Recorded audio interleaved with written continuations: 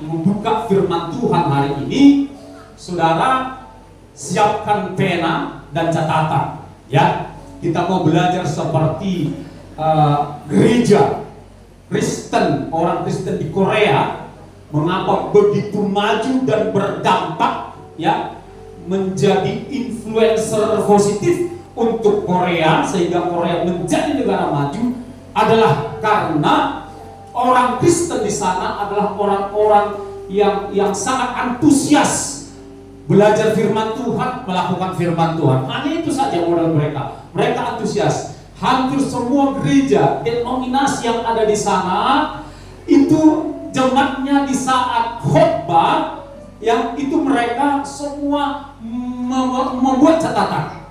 Ya, umumnya mereka bikin catatan pakai pena, karena kalau pakai handphone lambat dia. Tapi tak apa, hari ini kalau belum siap kertas dan penanya, bolehlah pakai notes yang ada di handphone kita, saudara-saudara yang dikasih oleh Tuhan. Haleluya. Saudara sukacita, amin. Nah, dan kita akan melihat ada progres di dalam kehidupan kita dikala kita sungguh-sungguh haus lapar akan firman Tuhan, saudara-saudara. Ya, dengan membuat catatan, ya, saudaraku yang dikasih oleh Tuhan. Baiklah, Tuhan Yesus memberkati kita semua. Amin. Nah, kita mau melihat dulu, ya, firman Tuhan, perkataan Tuhan tentang tunduk. Kita langsung saja buka Bapak Ibu Saudara 1 Petrus 5 ayat 5, ya. Cepat kita ini, cepat, ya. Kita akan belajar menjadi murid, ya, murid yang sungguh-sungguh, ya, murid pengajaran firman Tuhan. Mari kita, bagi saudara yang ya, saudara mau baca kitabnya itu malah lebih bagus. Ya, saya senang sekali melihat Bapak ini masih bisa baca Alkitab. Sebenarnya lebih nikmat baca Alkitab ini daripada elektronik ini, ya. Karena di situ selama saya masih bisa baca itu, bisa saya buat catatan. Ketika saya kasih tanda misalnya saya warnai, itu menolong saya mengingat ayat Alkitab yang saya baca, begitu saudara-saudara. Jadi saya iri positif melihat Bapak Ibu yang masih bisa baca Alkitab kertas ini. Namun tanpa mengurangi semangat kita bagi saudara yang yang akhirnya jadi membaca lewat Alkitab elektronik, tidak apa-apa, ya, tidak apa. Yang penting kesungguhan kita. Amin, saudaraku. Mari kita sama-sama memperkatakan 1 Petrus 5 ayat 5 ini. 1, 2, 3. Demikian juga lakukan hai orang tua, tunduklah kepada orang yang tua, dan kamu semua hendaklah ini suara Allah tentang orang yang cepat, tetapi kasihan orang yang berhati. Puji Tuhan, saudaraku. Sekali lagi saudaraku, izinkanlah firman Tuhan yang tertulis ini bicara ke dalam hati kita. Amin. Kalau kekuatan suara pengkhotbah dari depan ini, saudaraku, sekuat apapun mic yang melontarkan ayat-ayat firman Tuhan dari depan ini, itu tetap terbatas.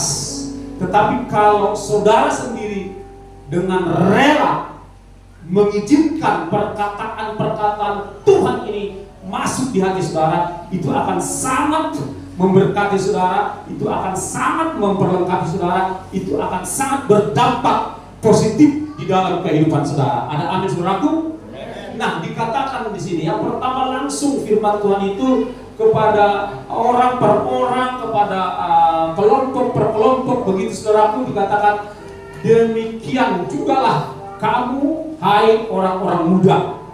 Ya, di sini kita melihat tidak kebetulan, ya. Yang pertama disampaikan berkat firman Tuhan ini kepada orang-orang muda. Kenapa? Karena orang muda itu spesial, ya, menjadi kelompok komunitas yang spesial di tengah sebuah gereja, di tengah sebuah masyarakat dan bangsa, saudara-saudara. Kita rindu pemuda kita di gereja ini adalah generasi yang akan terus membawa obor kebangunan rohani di gereja ini. Yang setuju katakan amin. Kita rindu orang muda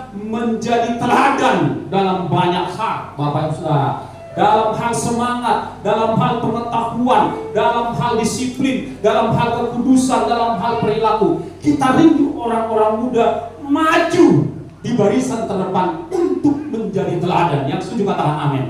Sebab apa? Jika Tuhan Yesus tidak datang dalam waktu dekat begitu saudaraku, maka orang-orang muda inilah yang telah menggantikan posisi kita orang-orang tua. Mereka yang sudah harus prepare, sudah standby, sudah ready to be used by God untuk memajukan gereja, untuk membawa api kebangunan rohani, dan untuk mewartakan Injil keluar sana. Amin saudaraku. Oleh sebab itu berbahagialah anak-anak muda di tempat ini, usianya yang masih muda. Bila tidak keberatan, ya bolehlah tunjuk tangan yang usianya 35 ke bawah. 35 batas 35, tidak batas 35 ke bawah. 35, 34, ya kan, 33, 32. Silakan angkat tangan. Saya mau berdoa saudara. Ya, angkat tangan. Angkat tangan tinggi. Bapa di surga, Engkau melihat orang-orang muda mau aset kerajaan Allah di gereja ini Tuhan. Biarlah Engkau mengurapi mereka, memberkati anak-anak ini Bapa, menjadi orang-orang yang excellent, itu orang-orang yang unggul dalam segala hal, terutama unggul di dalam Tuhan. Dalam nama Tuhan Yesus, amin. Nah, tunduklah. Jadi dikatakan hai orang-orang muda, tunduklah kepada orang-orang yang tua. Nah, hari-hari ini kita lihat Bapak Ibu Saudara, ada satu jenis roh melanda seluruh dunia yang sungguh mempengaruhi orang-orang muda.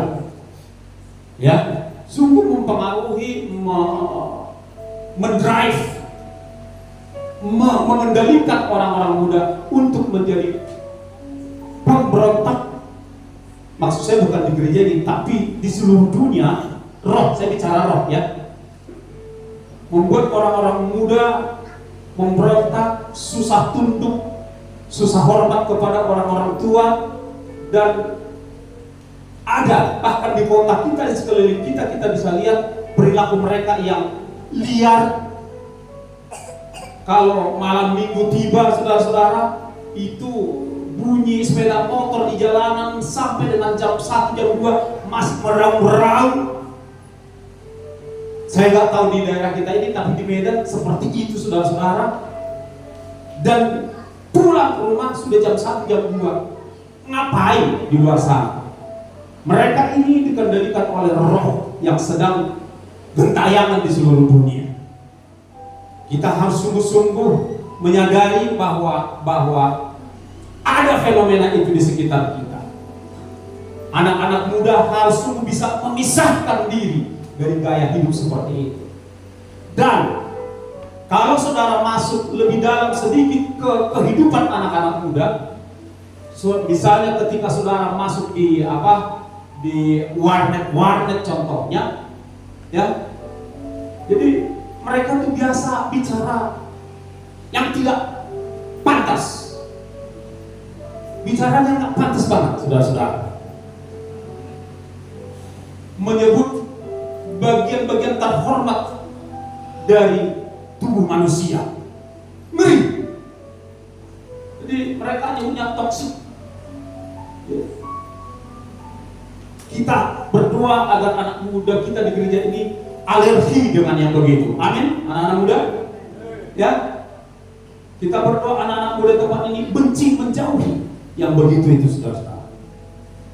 Bahkan kalau kita melihat bukan saja orang muda sesungguhnya, orang-orang sudah dewasa pun akhir-akhir ini kita lihat begitu leluasanya mengucapkan kata-kata yang tidak patut di media-media yang ada. Apakah itu TikTok, apakah itu Snap dan lain sebagainya. Kata-kata yang nggak pantas itu keluar di ruang publik, saudara-saudara. Ya. Jadi anak muda kita di tempat ini hari ini dilawat oleh firman Tuhan, dikatakan tunduklah kepada orang yang tua. Kalau anak muda Tuhan berikan potensi profesi A, B, C, talenta teknologi, talenta IT, talenta musik, talenta suara, talenta olahraga, talenta apapun itu, jangan kiranya anggap sepele kepada orang tuamu. Jangan kiranya pernah keluar kata-kata bapak, mama, psikolog. Jangan ya. Jangan pernah kita lontar. Kalau tanpa papa dan mama kita, tanpa orang-orang yang lebih tua dari kita, saudaraku, kita nggak bisa seperti ini. Oleh sebab itu, mari tetap hormati orang yang lebih tua. Yang setuju katakan amin. Berikutnya kita lihat Efesus 5 ayat 22. Ayat yang sudah lazim kita dengar, ya. Efesus 5 ayat 22, apa dikatakan di sana? 1, 2, 3. Sekali lagi, semua 1, 2, 3. Hai istri, tunduklah kepada suamimu seperti kepada Tuhan. Yang ngomong ini Tuhan, ya. Yang ngomong ini Tuhan. Artinya yang ngomong ini bukan suami. Nah, kalau suami yang ngomong ini, barangkali susah tunduk. Ya, hai istri, gitu kan? Seorang suami bilang, hai istri, tunduk kepada suami. Itu mungkin susah karena melihat masih ada kekurangan pada suami. Hati kecilnya berontak. Terlebih lagi kalau suaminya banyak pula kekurangannya. Wah, itu makin susah. Nah, oleh sebab itu suami ataupun istri perlu menyadari, saudaraku, bahwa yang ngomong ini bukan suami. Yang ngomong ini adalah Tuhan. Demikian juga suami tidak berhak menurut saya ngomong ini kepada istri. Karena yang ngomong ini Tuhan. Jadi suami tidak boleh ambil posisi Tuhan, kan begitu saudara. Biarkanlah firman Tuhan itu yang berbicara kepada istri-istri. Karena dikatakan, hai istri, tunduklah kepada suamimu seperti kepada Tuhan. Ya, puji Tuhan saudaraku. Itu bagian istri. Tadi bagian anak muda udah, bagian istri sudah. Sekarang kita masuk, ya. Berikutnya Ibrani 13 ayat yang ke-17. Ya. Ibrani 13 ayat yang ke-17. Kita ucapkan sama-sama 1, 2, 3. Semua supaya fokus, ya. Dengan kita mengucapkan, ikut membaca firman Tuhan, kita jadi fokus. 1, 2, 3.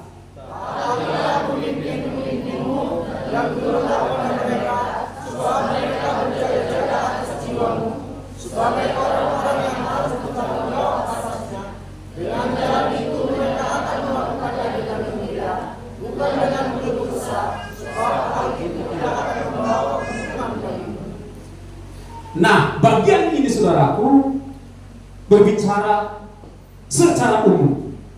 Siapapun saya, siapapun saudara, apapun posisi kita, saudaraku, dikatakan taatilah pemimpin-pemimpinmu. Dan apa?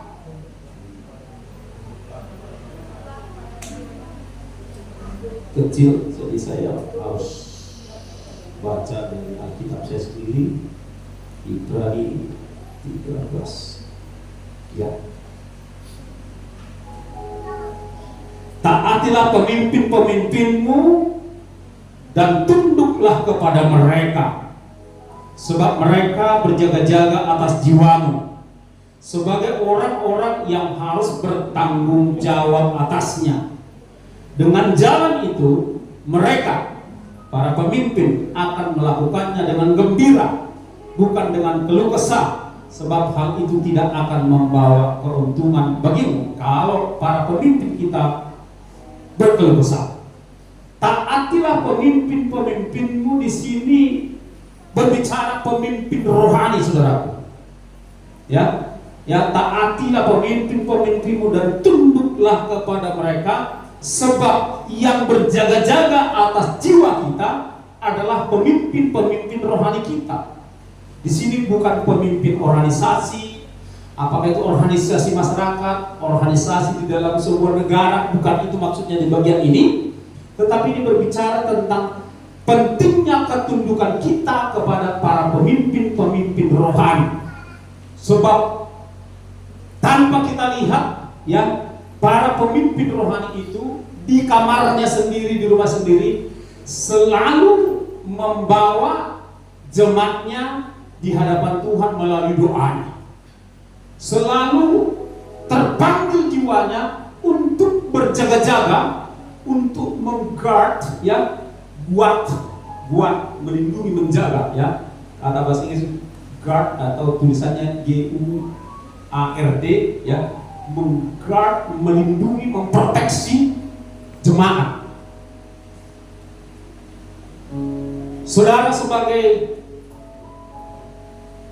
kaum ibu ada pemimpinnya, saudara sebagai kaum bapak ada pemimpinnya, sebagai kaum muda ada pemimpinnya, anak sekolah minggu ada pemimpinnya, sebagai sebuah jemaat kita ada pemimpin rohani kita yang perlu kita tunduk kepadanya, karena dialah yang berjaga-jaga untuk jiwa kita. Gembala atau pemimpin rohani di gereja lain tidak mengenal kita, dan oleh karenanya saudara-saudara, sangatlah tipis kemungkinan mereka berjaga-jaga atas jiwa kita, kan begitu, ya. Jadi yang mengambil tanggung jawab berjaga-jaga atas jiwa kita, ya pemimpin-pemimpin rohani kita. Kalau dalam sebuah keluarga, yang bertanggung jawab berjaga-jaga atas jiwa istri dan anak-anak, ya ayah, ya, sebagai imam perlu kita tunduk kepada imam di dalam keluarga kita. Meski ada kekurangan, kelemahan dalam suami kita, di dalam ayah kita, dia perlu tetap kita hormati dengan cara tunduk kepadanya. Amin, saudaraku. Meski income-nya lebih kecil dari income kita perlu tetap tunduk kepadanya. Bahkan kita perlu menyokong imam di keluarga kita dalam doa agar dia mengalami pertumbuhan sebagai imam. Barangkali imam di dalam rumah saudara pertumbuhan rohaninya belum dewasa, tapi bawalah dia dalam doa dan tetaplah percayakan fungsi imam itu kepadanya dalam hal keimaman. Tetap percayakan dalam segala kelemahan dan kekurangannya, tetap dudukkan dia sebagai imam. Demikian juga sang imam harus terus berusaha, saudaraku, untuk bertumbuh menjadi imam yang baik dalam sebuah rumah tangga. Seorang imam jangan lagi dibanguni untuk berdoa. Amin, saudaraku. Seorang imam sudah saatnya bangun duluan dan memimpin saat teduh di dalam keluarga. Jangan sampai seperti kejadian ada cerita di kampung, saudara-saudara. Keluarga ini dapat giliran pertanian sektor, kan begitu, saudara-saudara. Kalau kita komsel kurang lebih begitu, ya. Jadi udah kumpul semua, ya, anggota sektor. Lalu datang si tua. Apa nama mak? Tang yang kebuhai, katanya. Pimpin amang lah, dua pembuka, katanya, saudara-saudara. Mulai dia bingung, mulai grogi. Lalu istrinya berlahir. Lalu jawab, katanya kau lah, katanya. Oh, disuruh.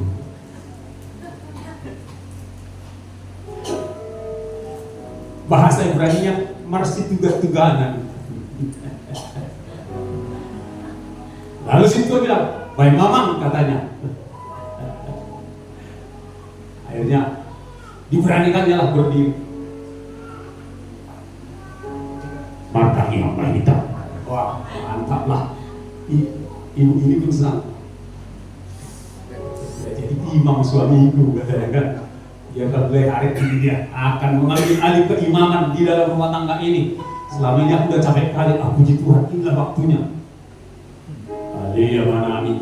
Tanya dari berbagi job.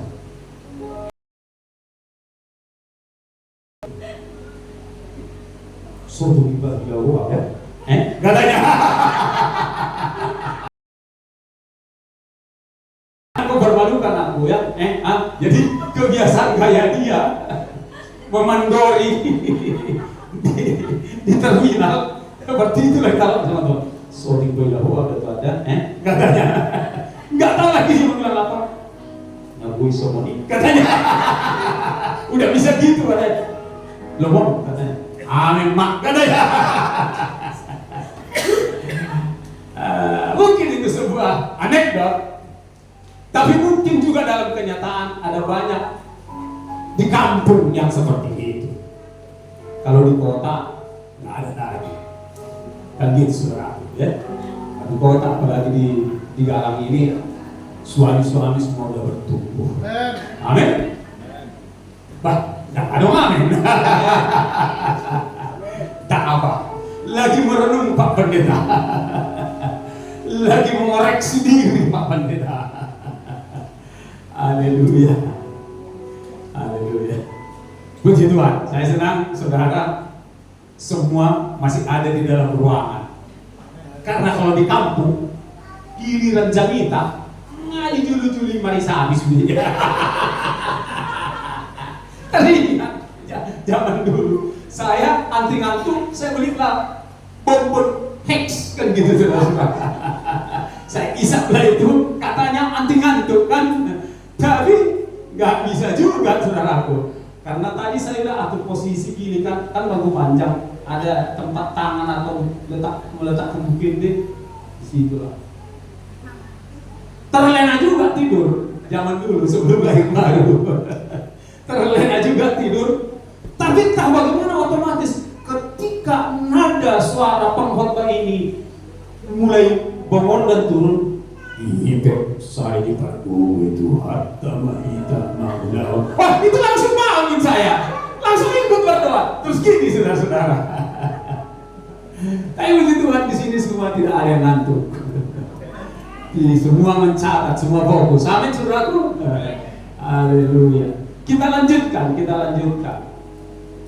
Jadi mari Bapak Ibu Saudara dikatakan taatilah para pemimpin-pemimpinmu dan tunduklah kepada mereka sebab mereka berjaga-jaga atas jiwamu dan seterusnya saudara-saudaraku. Kemudian kita lihat di dalam 1 Petrus 7 ayat 13. 1 Petrus 7 ayat 13.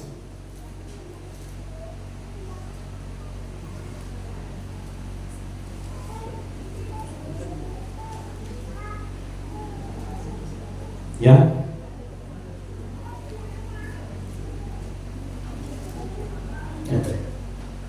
Sabar dulu, 1 Petrus.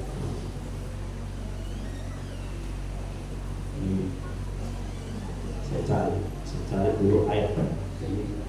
Ayatnya lain. Semua saudara-saudaraku, semua tunduk kepada semua lembaga, itu ayatnya.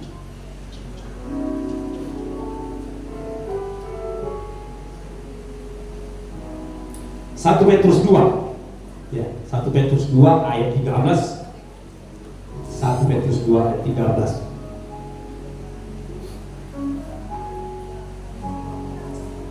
Kita sama-sama memperkatakannya saudaraku. 1, 2, 3. Tunduklah karena Allah kepada semua lembaga manusia, baik kepada raja sebagai pemegang kekuasaan yang tertinggi. Sebenarnya ayat sebelumnya sudah berbicara tentang lembaga. Ada lembaga keluarga. Siapa pemimpin di sana? Yaitu suami, saudara-saudara. Ada lembaga sekolah. Siapa pemimpin di sana? Guru-guru. Ada banyak lembaga-lembaga manusia yang kepadanya kita mesti tunduk. Ada lembaga di sekitar kita, apakah itu RT, RW, kadus, kita tunduk kepada mereka. Ada lembaga yang kita buat dengan kesepakatan kita, STM. Ada orang-orang pemimpin yang kita pilih di sana, di mana kita perlu tunduk kepada mereka. Ada polisi di jalanan, kita perlu tunduk kepada mereka, saudara-saudara. Ada petugas, kita perlu tunduk kepada mereka. Apapun nama lembaga manusia itu, apakah itu orang tua, guru kepala, polisi, apapun namanya, saudara-saudara, Tuhan mengajarkan kepada umatnya agar tunduk kepada mereka karena Allah, karena Tuhan, ya, kepada semua lembaga manusia. Tunduk kepada lembaga perkawinan, ya, tunduk lembaga apapun, ya, yang manusia buat demi kebaikan keteraturan manusia, kita perlu tunduk kepada mereka, saudara-saudara. Baik kepada raja sebagai pemegang kekuasaan yang tertinggi, kita perlu tunduk. Karena begini, saudaraku, apabila umat Tuhan, ya, didapati orang lain di tengah masyarakat sana, orang-orang yang tunduk kepada jam masuk kerja, ya kan, tunduk kepada aturan yang ada di pekerjaan kita, di kantor, di perusahaan kita, orang melihat orang ini tunduk sekali, ya, orang ini disiplin, ya. Siapa namanya? Alberto. Oh, orang bermarga. Siapa namanya? Luhut. Benar, ya, orang Kristen ini. Jangan kiranya sebaliknya. Itu cocok gitu, ya. Orang apa itu? Orang Kristen. Betul lah, namanya aja Ucok. Cukup, otak kurang. Kalau orang lagi kan malu kita, saudara-saudara. Ya, Tuhan akan disenangkan di saat umatnya di bumi ini, di tengah-tengah masyarakat itu adalah orang-orang yang taat dan yang tunduk, orang-orang yang terpuji. Amin, saudaraku. Itu dia, saudara-saudara. Itu dia. Nah, kita melihat, cepat saja kita melihat kata taat, perintah taat. Ibrani 13 ayat 17. Ibrani 13 ayat 17. Apa dikatakan di sana, saudaraku? Ibrani, ya, dikatakan taatilah, kembali kepada ayat ini tadi, taatilah pemimpin-pemimpin dan tunduklah kepada mereka, sebab mereka berjaga-jaga atas diamu sebagai orang-orang yang harus bertanggung jawab. Nah, kembali ini diingatkan soal ketaatan dan ketundukan kepada kita, saudara-saudara. Kita lihat lagi, saudaraku, Efesus 6 ayat 1, ya, kita cepat saja, ya. Efesus 6 ayat pertama. Apa dikatakan di sana? Efesus 6 ayat 1. Hai anak-anak, taatilah orang tuamu di dalam Tuhan, karena haruslah demikian. Kalau tadi taatilah orang yang lebih tua, di sini lebih spesifik lagi, hai anak-anak. Jadi bukan saja anak muda, tetapi semua anak-anak diinginkan oleh Tuhan, Bapak Ibu Saudara, untuk apa? Untuk taati orang tua, ya, karena haruslah demikian. Gejala pembangkangan hari-hari ini, saya ulangi lagi, saudaraku, itu sungguh semakin ekstrim, ya. Akibat daripada kebudayaan dunia, kemajuan teknologi yang sisi positifnya ada, tetapi sisi buruknya ada, saudara-saudara. Sisi positifnya, pengetahuan kita semakin kaya, semakin bertambah dalam segala hal. Tetapi karena banjirnya informasi ini membuat anak-anak kita ini tidak lagi dengar-dengaran kepada orang tua, tapi dengar-dengaran kepada YouTube, dengar-dengaran kepada Google, dengar-dengaran kepada TikTok. Sampai-sampai anak kecil pun sekarang itu udah kerasukan, bukan lagi kecanduan, tetapi udah kerasukan terhadap gadget, terhadap handphone. Sampai-sampai orang tua susah mengatur anak kecil sekarang. Ketika handphone diambil dari tangan anak-anak, ya saudaraku, itu dia akan teriak-teriak, akan memberontak, saudara-saudara. Nah, penyebab ini tidak bisa kita hapus. Yang bisa kita lakukan adalah menjauhkan anak kita dari si penyebab ini, saudara-saudara. Jadi tepat sekali firman Tuhan hari ini untuk zaman ini, di mana anak-anak itu harus taat kepada orang tua. Orang tua yang harus melatih mereka, saudara-saudara. Ya, meski anak-anak itu tidak menonton yang aneh-aneh, tetapi keterikatan itu, kecanduan itu, addicted itu sudah tingkat merasuk, membuat mereka jauh dari orang tua, tidak dengar orang tua, apalagi Tuhan. Jadi kita harus tahu musuh bersama kita hari-hari ini ada yang punya pengaruh buruk selain manfaat baik, punya pengaruh buruk kepada anak-anak kita, saudara-saudara. Kalau dulu, ya, jadi kalau kami orang tua ini berkata kalau dulu, jangan bilang dalam pikiranmu, bapak kolot, kalian kolot, bukan. Kami tidak kolot-kolot amat. Ya, saya harus katakan generasi kami tidak kolot-kolot amat. Saya bisa berani katakan generasi kami justru pertama modis. Model zaman itu kami ikut. Nah, itu yang modis zaman itu. Kan gitu, saudara-saudara. Zamannya celana kompret celana saya kompret dia cuprai. Sepatu bulldog. Ya itulah artis dunia, artis Hollywood pakai itu, saya pakai itu. Giliran muncul lagi Sandal King namanya, celana jeans yang ketat ya, yang apa itu yang slim fit sekarang. Itu kita udah duluan. Kita udah makan itu.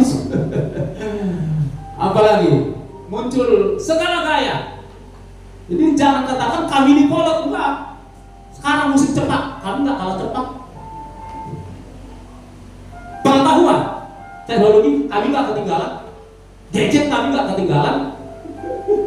Aplikasi-aplikasi kami enggak ketinggalan. Jadi anak-anak kami yang kami kasih, jangan katakan kepada orang tuamu bapak kolot ketika dia bilang dulu kami. Dulu kalau kami lihat guru lewat, kami langsung hormat. Begitu dulu. Sekarang anak-anak sekarang kalau ditegur keras sama gurunya, ngadu sama orang tuanya mempolisikan. Nah, itu bikin tambah kacau pola pikir generasi ini, saudara. Itu, saudara. Jadi dulu nggak seperti itu, karena dulu memang pengaruh gadget nggak terlalu seperti sekarang ini. Memang hampir tidak ada pengaruh global. Ya, tidak ada pengaruh global. Sekarang dunia sungguh dikuasai oleh pengaruh global, terutama melalui cellular phone. Kata seluler itu berasal kata dari sel. Handphone ini mempengaruhi seluruh sel-sel dalam tubuh kita melalui gelombang elektronik yang ada di dalamnya. Karena di tubuh kita ada gelombang elektronik. Jadi dihipnotis oleh barang ini anak-anak kita sehingga menjadi anak-anak kacau, susah mengaturnya. Tidak ada lagi apa yang disebut dengan standar moral. Tidak ada lagi sekarang. Apalagi saudara, ini saya ngomong lebih serius lagi. Apalagi mereka kalangan free thinker. Itu ada kalangan itu, free thinker, pemikir bebas. Mereka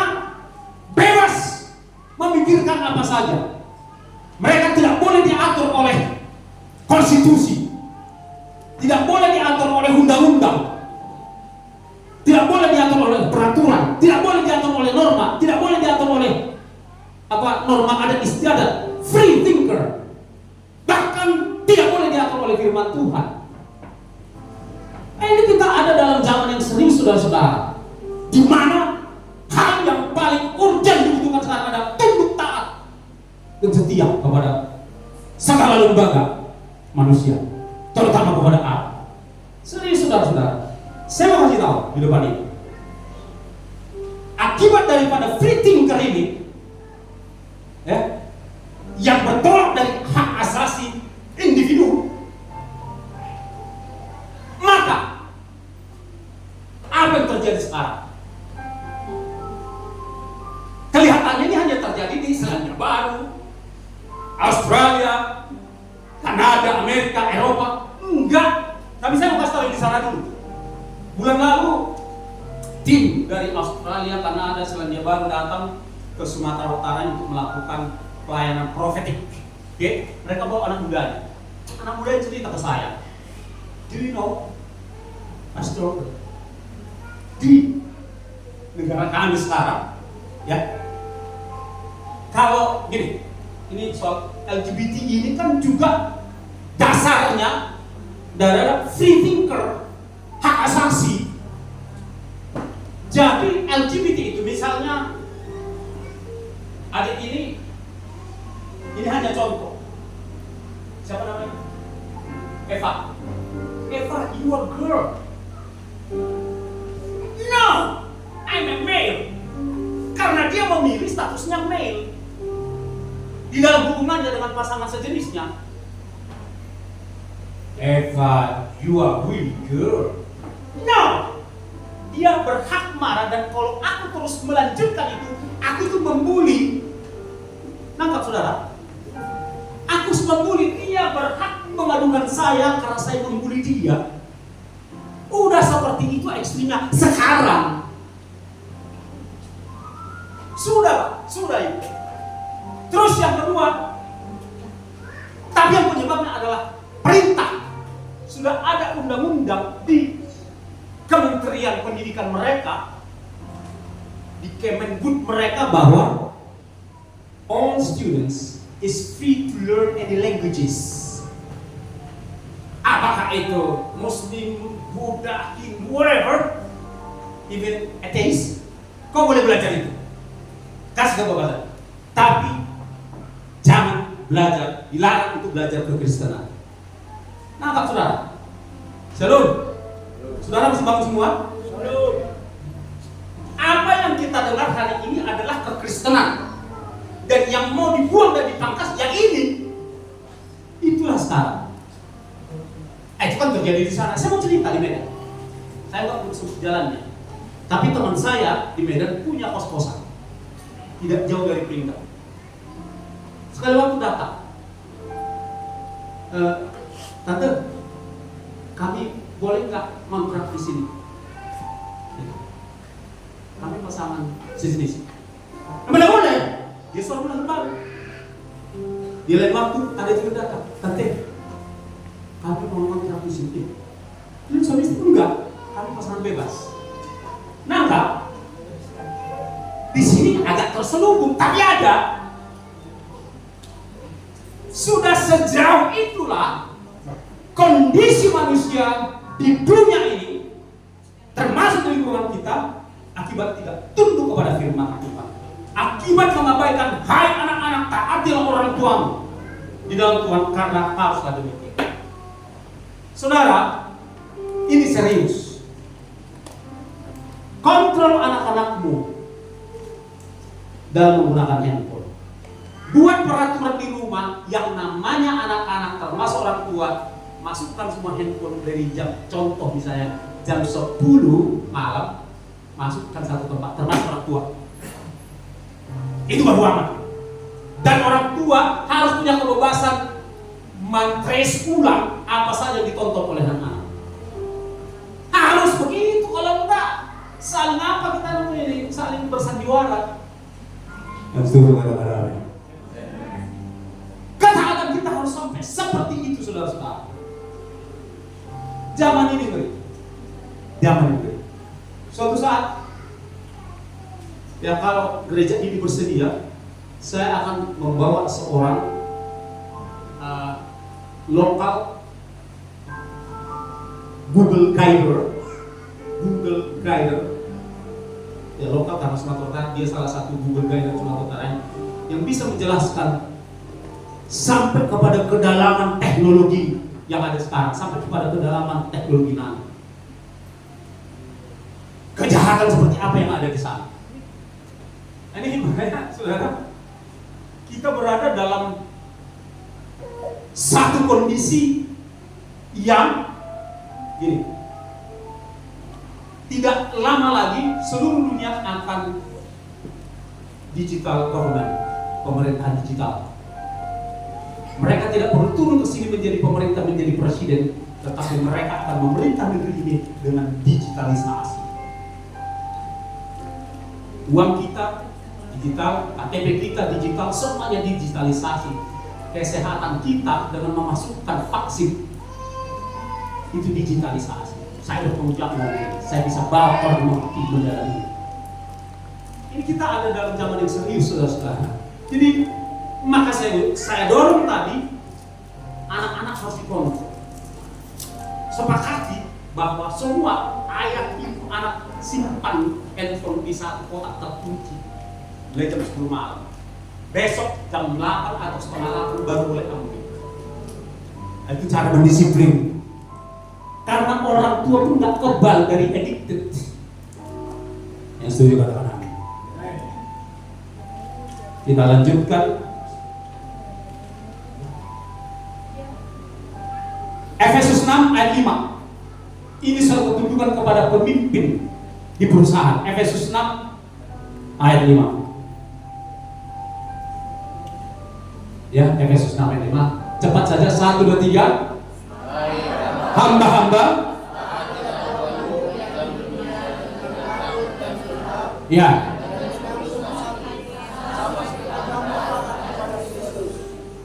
Hamba di sini di konteks zaman ini, saudara-saudara, adalah para karyawan perusahaan, para buruh perusahaan waktu itu. Hamba yang sudah jadi Kristen diminta oleh Tuhan melalui tulisan rasulnya agar hamba-hamba karyawan itu tunduk kepada bosnya di kantornya. Amin. Dengan demikian nama Tuhan dipermuliakan, kinerjamu itu bagus di mata orang, maka nama Tuhan dipermuliakan. Kita lanjutkan Bapak Ibu Saudara, ya, kita lanjutkan. Setia. Ada perintah setia. Kita masuk kepada setia. Mari kita lihat teladan setia kita, yaitu Yesus Kristus di dalam Filipi 2 ayat yang ke-8. Kita baca secara cepat, saudaraku. Filipi 2 ayat ke-8. Apa dikatakan di sana? 1, 2, 3. Dan dalam keadaan sebagai manusia, ia telah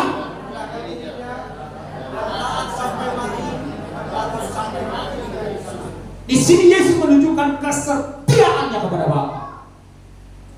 Yesus setia kepada Bapa, ya. Seorang suami setia kepada Yesus, taat setia kepada Yesus. Jadi ada hierarkinya. Bapa, Yesus, suami, istri, anak-anak, ada hierarki. Saudara-saudara, teladannya adalah Yesus sendiri. Yesus saja yang dalam keadaannya sebagai manusia tidak menganggap kesejajarannya, kesehakikatannya dengan Bapa menjadi hak yang harus bertanda, tetapi dia mengosongkan dirinya. Setia, taat sampai mati, bahkan sampai mati di kayu salib. Itulah teladan kita, Bapak Ibu Saudara. Siapa kita? Boleh diskon dari Yesus. Siapa kita mengurangi standar Yesus? Siapa kita membuat kita lebih penting dari Yesus? Yesus saja yang adalah Allah. Dalam keadaan dia sebagai manusia, dia taat, setia sampai akhir. Itu sebabnya di dalam Wahyu, saudara-saudara, di dalam Wahyu 3, ya, Wahyu 3 ayat 14, apa dikatakan di sana? Mari kita lihat Wahyu 3 14. Wahyu 3 ayat 14.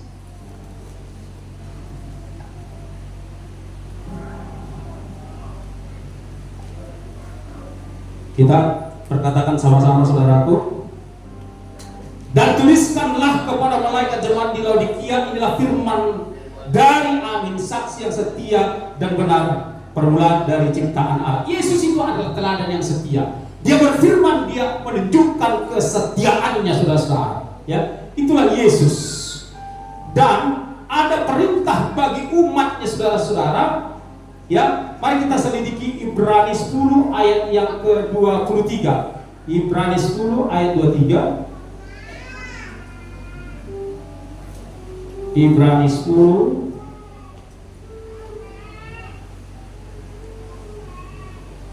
apa dikatakan di sana? Marilah kita teguh berpegang pada pengakuan tentang pengharapan kita, sebab Ia yang menjadikannya adalah setia. Yesus itu setia, saudara-saudara. Nah, kalau Yesus saja setia, saudaraku, mari kita juga setia. Sebab barang siapa mengaku dia pengikut Kristus, dia wajib hidup seperti Kristus telah hidup. Ayat penutup kita lihat dalam Wahyu 2 ayat 10. Wahyu 2 ayat 10. Ya, Wahyu 2 ayat 10, saudaraku, 10C ya. Langsung 10C saja kita lihat. Bagian terakhir itu dikatakan, gak apa-apa kita baca semua. Jangan takut terhadap apa yang harus engkau derita. Sesungguhnya iblis akan melemparkan beberapa orang di antaramu. Ini di konteks jemaat di kitab Wahyu waktu itu ya, ke dalam penjara supaya kamu dicobai dan kamu akan beroleh kesusahan selama 10 hari. Ada ayat ini ditujukan pada orang-orang tertentu kala itu. Nah, kita baca yang bagian terakhir 1, 2, 3. Hendaklah engkau setia sampai mati, dan aku akan mengaruniakan kepadamu mahkota kehidupan. Mari Bapak Ibu Saudara kita setia sampai akhir agar kita beroleh mahkota kehidupan. Tujuan saudara dan saya menjadi pengikut Kristus adalah masuk surga. Yang mengerti katakan amin. Mari kita belajar setia di keseharian kita sekarang. Melihat tanda-tanda zaman, atau lebih tepatnya saudaraku, saya kalimatkan melihat persiapan dari pihak antikristus. Saya ulangi kalimat saya, melihat persiapan dari pihak antikristus yang sudah hampir rampung, maka waktu pengangkatan sudah dekat. Saya sampaikan ini bukan menakut-nakuti, tapi saya sampaikan ini supaya saudara dari sekarang mampu mengelola rasa takut, berubah menjadi berani, karena Tuhan memberikan kita roh keberanian. Saya sampaikan ini fakta ilmiah supaya saudara dari sekarang semakin berjaga-jaga, tunduk, taat, setia. Itu kata kunci untuk berkemenangan. Karena Tuhan mengatakan barang siapa menang. Dalam Wahyu itu ada berapa kali itu? 8 kali. Barang siapa menang, barang siapa menang, barang siapa menang, barang siapa menang. Kalau persiapan, saya mau kasih tahu sebuah rahasia. Kalau persiapan pihak antikristus melalui elit global, ikuti saya, sudah hampir rampung, itu berarti pengangkatan sudah dekat. Karena kita tidak diizinkan masuk pada siksaan 7 tahun. Tapi kita diangkat. Kita diangkat terlebih dahulu 2 Tesalonika 2 ayat 7 dan 8. Kita diangkat terlebih dahulu, disingkirkan, maka dia baru menyatakan diri. Sampai sekarang masih ada yang menahannya, dan yang menahannya itu adalah Roh Kudus yang ada di dalam gereja. Roh Kudus yang bersatu dengan saudara dan saya, itulah yang menahan. Saudara, yang menahan antikristus belum menyatakan diri, yaitu saudara dan saya. Jumlah, ikut saya, jumlah kursi di pesta pernikahan anak domba itu kan tertentu. Bila mana kursi terakhir yang kosong itu berisi, zat,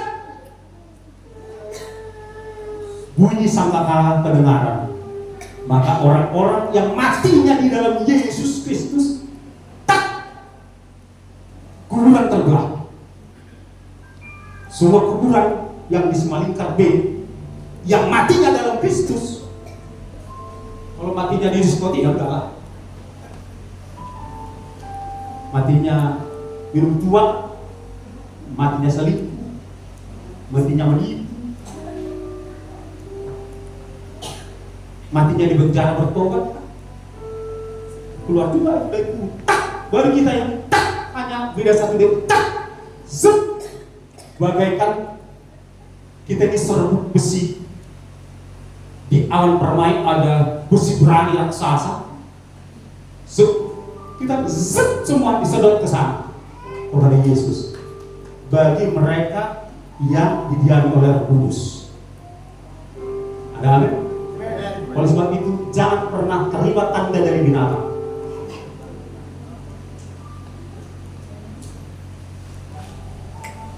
Kami akan terus menyelenggarakan seminar dengan judul membongkar kejahatan kemanusiaan di balik teknologi canggih di akhir zaman. Semua ini program digitalisasi ini adalah tujuannya untuk memasukkan barang itu sampai lengkap elemen daripada tanda binatang itu. So we are living in a very serious time, in a very crucial time. Kita hidup dalam jam-jam yang krusial. Siapa yang berangkat? Bagi mereka yang punya Roh Kudus, bagi mereka yang taat, tunduk dan setia. Itu kata kunci. Ayat terakhir buka Wahyu 3 ayat 10. Kita bangkit berdiri, kita berdoa. Buka saja Wahyu 3 ayat 10. Ada jaminan buat orang-orang yang tunduk, taat dan setia. Pegang jaminan ini. Pegang dan lakukan.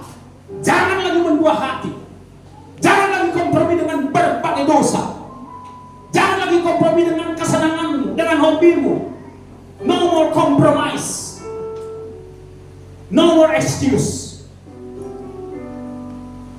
Be a true disciple. Jadilah murid yang benar. Jadilah mempelai yang benar. Kita semua perkatakan 1, 2, 3. Karena engkau menuruti firman-Ku, tunduk, taat, setia. Apa selanjutnya? Ada kata tekun menantikan Tuhan. Jangan abai tak abai, saudaraku. Jangan penting tak penting. Cari duit terus, yes, nggak apa-apa. Tuhan buka jalan pekerjaan, Tuhan buka bisnis, lakukan maksimal untuk Tuhan, untuk pekerjaan Tuhan, untuk menjadi berkat bagi banyak orang. Jadilah orang-orang diberkati. Tetapi dikatakan di sini, apa dikatakan? Karena engkau menuruti firman-Ku, tunduk, taat, setia. Untuk apa? Tekun. Tekun itu disitulah unsur tunduk, taat dan setia, saudaraku. Menantikan aku. Kita lanjutkan sama-sama 1, 2, 3. Melindungi saudara dan saya. Ada jaminan kalau kita tunduk, setia dan taat. Ada jaminan garansi dari Tuhan melindungi saudara apapun bentuk pencobaan. Bahkan kalau pihak elit global pun memaksa saudara untuk suntik yang kesekalian, kau tolak, Tuhan akan lindungi.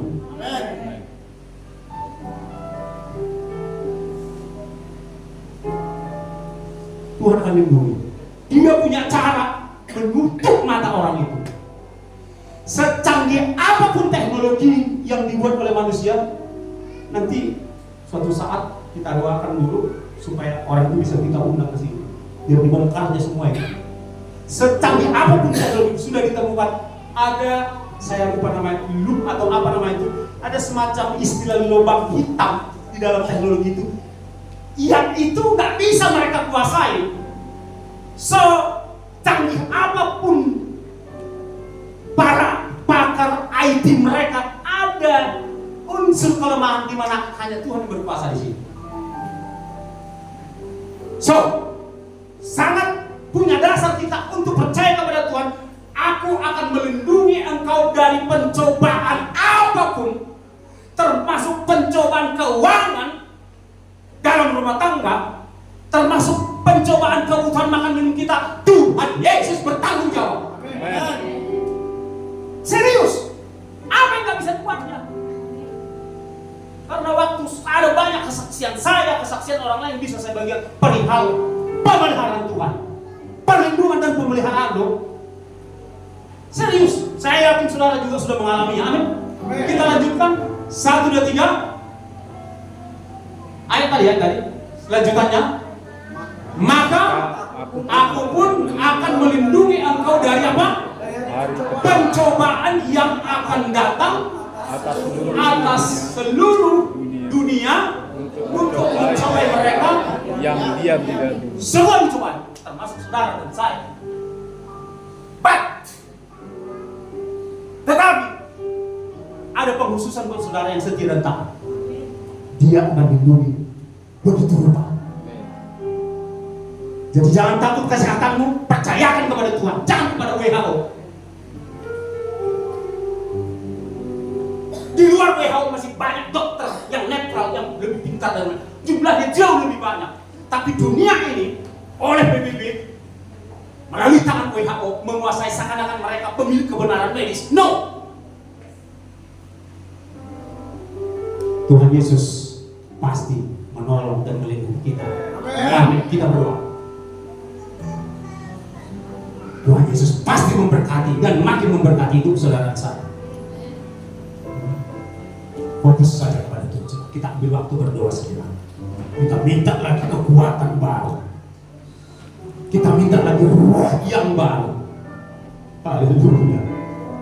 Kita minta api yang baru. Kita minta urapan yang baru.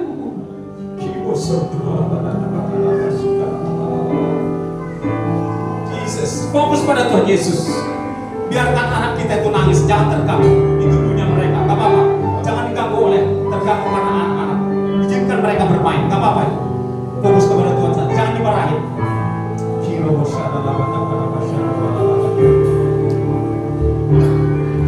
Ku mau cinta Yesus selamanya. Katakan dari dasar hatimu. Ku mau cinta Yesus selamanya. Meskipun badai silih berganti dalam hidupku, ku tetap cinta Yesus selamanya. Sekali lagi lebih sungguh, ku mau cinta Yesus selamanya. Ku mau cinta Yesus selamanya. Meskipun badai silih berganti dalam hidupku, ku tetap cinta Yesus selamanya. Ya Bapa, ini aku anakmu, layakkanlah seluruh hidupku.